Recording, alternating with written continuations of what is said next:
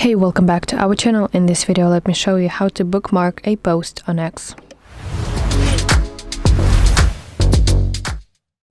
So it's very simple. First of all, of course, open X, and you have to go to specific post that you want to bookmark.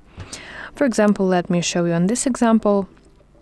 So in order to bookmark a post on X, you want to find below the post itself, you want to find bookmark icon. So let's tap it, and at the very top you can see this message that post added to your bookmarks. So let me show you how to find your bookmark section on your in your profile. So you want to tap your profile picture in the top left, which will open this side menu, and from the list of sections you want to go to Bookmarks,